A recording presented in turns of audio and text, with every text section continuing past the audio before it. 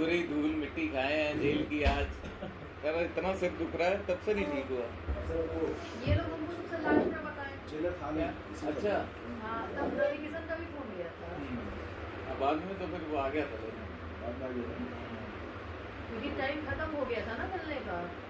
अच्छा हाँ तो मैं वहीं बैठा था 2 घंटे से। हाँ। 2 घंटे बाद ही तो फ्री हुआ। असल बात ये गए तो सो गए, इनको याद ही नहीं कि रात में कह दे किसी से ये नंबर लगा दे, अगले दिन जेलर निकल गए। पंखा थोड़ा ज़्यादा तेज चल रहा है। जल्दी करने को बोला करना मैं तो जल्दी कर।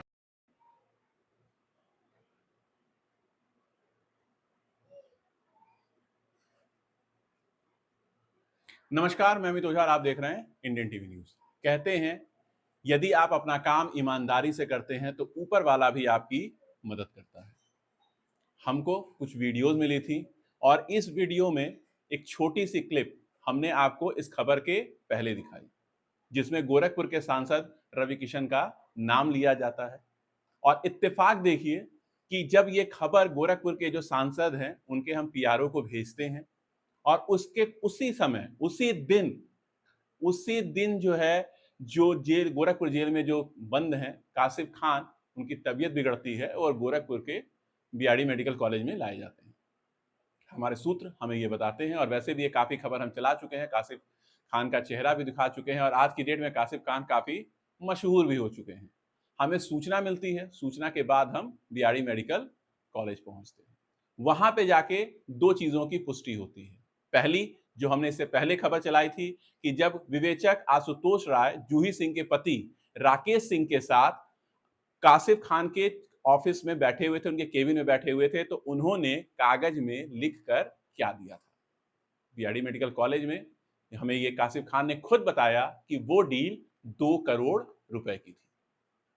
अब इससे भी मजेदार बात ये बताते हैं कि रास्ते भर क्या क्या बातें हुई वो भी हमें उस वीडियो में था, लेकिन फिर भी हम एक बार इस चीजों की पुष्टि करना चाहते थे और उसकी पुष्टि हो भी गई। कितनी मजेदार बात है। आप इस सोचिए कि केवल सांसद रवि किशन के नाम पे जेल में मिलवाने के नाम पे 10 लाख रुपए ठग लिए गए। और उससे भी मजेदार बात आपको एक चीज और बताते हैं कि जब इसकी पुष्टि के लिए हमने लगातार जो है संपर्क करने की कोशिश की है, सांसद रवि किशन से भी कोशिश की है, हमारी जानकारी के हिसाब से भी गोरखपुर में है और यदि उनका पक्ष आता है या उनके पीआरओ का पक्ष आता है तो भी हम अपने चैनल के माध्यम से उसको बताएंगे। लेकिन इस चीज को आप सोचिए, 10 लाख रुपए सिर्फ सांसद रवि किशन के नाम पर ले लिए जाते हैं। क्या कहेंगे इसे? बाहर का व्यक्ति शहर में है, मिलवाने के नाम पे इस तरीके की धन उगाही। और इसके बाद इस चीज को प्रमाणित करने के लिए हमने जो है जो इस केस को जो देख रहे हैं, जो वकील हैं, हमने उनसे भी बात की और उन्होंने इंडियन टीवी न्यूज से बात करते हुए क्या कहा, ये भी आप आगे खबर में जरूर देखिएगा। हेलो, आवाज आ रही है मेरी? नहीं, आपकी आवाज़ बड़ी धीमे आ रही थी। मैं ये कह रहा था कि एक जो मामला चल रहा है वो आपके ये फैशन टीवी वाला। जी जी जी जी ठीक है। तो हमारे एक सोर्सेज ने हमें ये बताया था कि उनकी तबीयत खराब हुई थी और आज उनको बीआरडी मेडिकल कॉलेज लाया गया था। तो वहाँ पे एक चीज़ ये समझ में आ रही थी कि जैसे कुछ लोगों का ये कोशिश था, हम जो है चेक कर रहे थे कि क्या ये संभव है कि उनके जो है फैमिली से जो है बात कराई जा सकती है, नहीं कराई जा सकती है। इसको लेके हमने जेलर साहब को भी एक बार फ़ोन किया तो उन्होंने स्पष्ट मना किया कि भाई इस तरीके का कोई रूल नहीं है कि फैमिली को जो है किया जा सके और सरकार का भी सख्त आदेश है।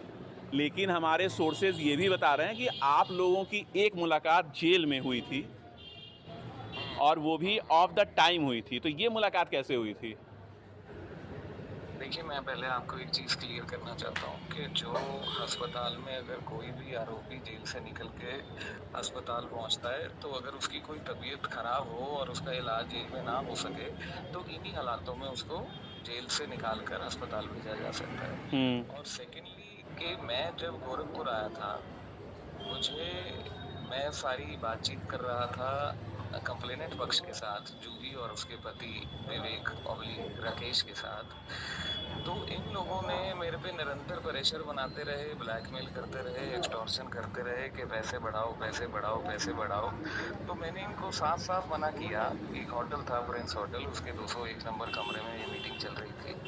तो जब मैंने इनको कहा कि मैं इससे ज़्यादा पैसे मुझे देने की अथॉरिटी नहीं है, तो इन्होंने मुझे कहा कि आप जेल में जाकर मीटिंग कर सकते हैं।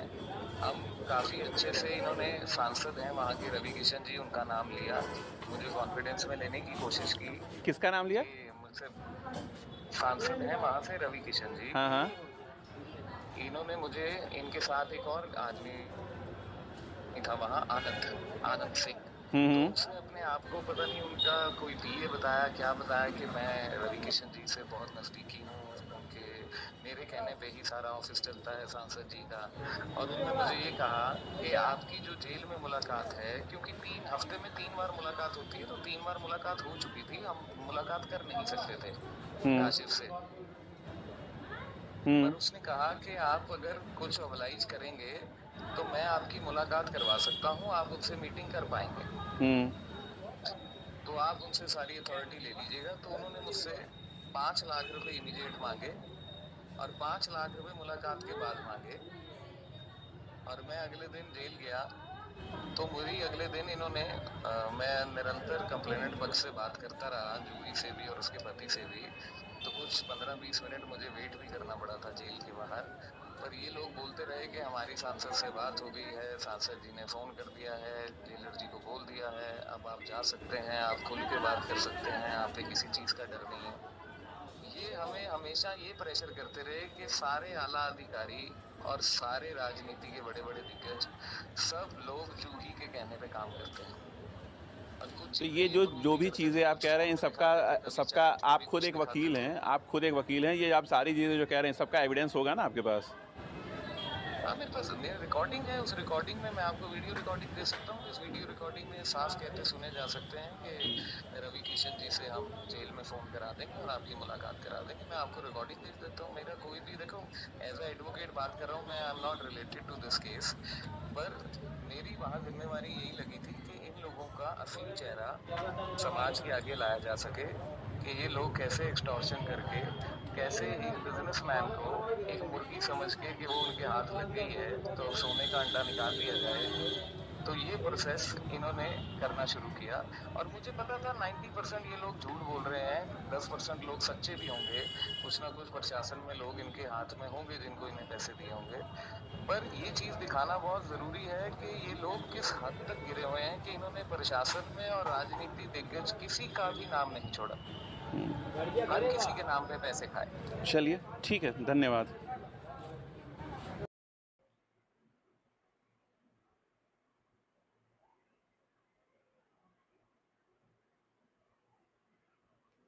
आपने सुना, ये उस केस के वकील हैं कासिफ खान के, जो इस केस को देख रहे हैं। ये हमारा कहना नहीं है। हमने भाई वकील साहब से पूछ लिया था कि जो आप कह रहे हैं उसको साबित करने के लिए आपके पास एविडेंस है कि नहीं है, और इसकी पुष्टि के लिए हमने गोरखपुर के जेलर अरुण कुमार कुशवाहा जी से भी कॉल किया। और आपको बताते चलें कि हमने उस कॉल को रिकॉर्ड नहीं किया, क्योंकि कुशवाहा साहब बड़े ईमानदार व्यक्ति माने जाते हैं, और हमने इस बात की पुष्टि करनी चाहिए कि क्या ऐसा संभव है कि अगर कोई व्यक्ति आता है तो क्या संबंधों के आधार पे भी ऊपर बात उसके परिवार वालों से कराई जा सकती है। और जेलर साहब ने इस चीज को स्पष्ट रूप से मना कर दिया। हम एक बार फिर से दोहराते हैं, हमने उनकी कॉल रिकॉर्डिंग नहीं की है। अगर आप चाहें तो इस चीज की पुष्टि कोई भी प्रशासनिक व्यक्ति जेलर साहब से कर सकता है। उन्होंने स्पष्ट रूप से मना किया कि भाई ये गलत है और सरकार की इस केस पे पैनी निगाह है। हम ये बिल्कुल नहीं कहते हैं कि कासिफ खान निर्दोष है, हम ये नहीं कहते हैं कि वैभव मणि त्रिपाठी निर्दोष है, हम ये भी नहीं कहते हैं कि भाई जूही सिंह या राकेश सिंह दोषी हैं। हमारा कहना सिर्फ इतना है कि जो भी इसमें अपराधी हो, निष्पक्ष जांच हो, और इस केस को पार्टनरशिप, धोखाधड़ी, ब्लैकमेलिंग और उसके बाद जिहाद का जो नाम दिया गया, उसकी वाकई गहनता से पड़ताल होनी बहुत जरूरी है। वरना जिस आग में आज की डेट में जूही सिंह घी डाल रही हैं, वो आग एक दिन विकराल रूप भी धारण कर सकती है। आगे जैसे जैसे हमें इस मामले में अपडेट मिलती जाएंगी, हम और भी खबरें इस मामले में दिखाते जाएंगे। तब तक के लिए अपना ख्याल रखिएगा, खबर को ज्यादा शेयर करिएगा, सुरक्षित रहिएगा। नमस्कार।